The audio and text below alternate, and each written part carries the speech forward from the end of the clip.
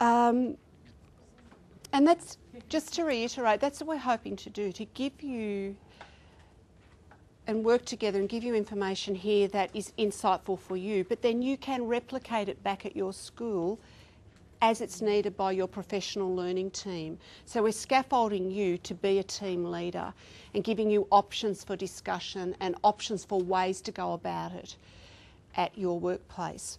But we also want to be developing the idea that where you will start with your team will be very different to another school, because you'll be at a different spot in your understandings. Okay, reading comprehension. What is it? What does research say? What do we as teachers need to know about, and how are we going to know about it? These 4 questions are going to inform our discussion for the remainder of the day and moving into our day 2 in a fortnight. I see people writing them down, but I am eventually going to give you the handout, and those questions will be on there. Okay. What is reading comprehension? Be brave, class. Understanding. Yes. Processing. Yes. It's all of those things we said there, isn't it? All of those things. Okay. Now, what I want you to do... Oh, no. What is reading comprehension? Constructing meaning from text. Here, this is from the research of Durkin. It's intentional thinking, during which meaning is constructed through interactions between the text and the reader. That sounds like a dry, boring quote, but it really is worth looking into deeply, because that's our job, to support our teachers and then to support our students, to actually be thinking intentionally during the reading. Over there you told me we think and we connect.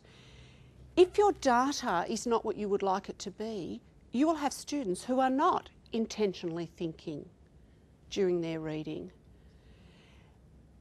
And meaning is constructed through interactions between the text and the reader.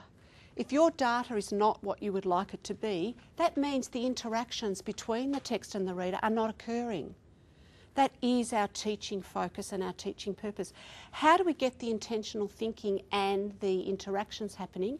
By making sure we understand all of those things we said we do as proficient comprehenders, and teaching them to our students.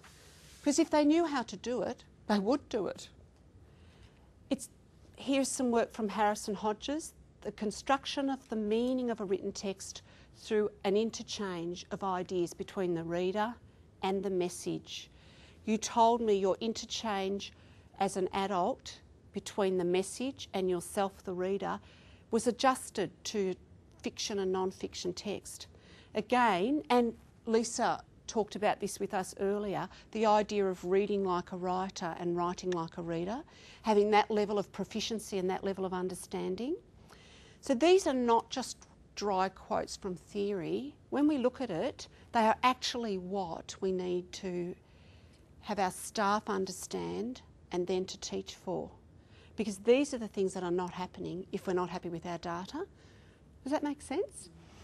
Do we all agree about where we think we are at? And if we don't, that's fine, because it's about having the conversation and the professional dialogue in your workplace. Because that's the way the learning will take place, the growing together and the getting of the shared understandings. And what it does say, if we're a school that we think we're around 3 or 4, the development of an action plan. What are the areas for us to start in? What is going to be the most powerful place for us to start? Because you cannot possibly cover everything that you need to cover in one go. We want a depth of understanding. So what is going to be the most strategic place for us at our school? What do we see as the most pressing concerns, whether we're a school that we feel is a 3-4 or whether we're a school that's around about 7 there? Okay. Comprehension is an active, deliberate process. We're deliberate as readers. We do all those things without realising it. We've internalised it. For many of our students, it will not be a deliberate process. We need to articulate it for them, give them the strategies that they need to make the process a deliberate one for them. It's about retaining information, because remember, reading is for learning. Across the whole school, but particularly by grade 3, we really want students to be at that stage of development, and I'll expand that a little with you.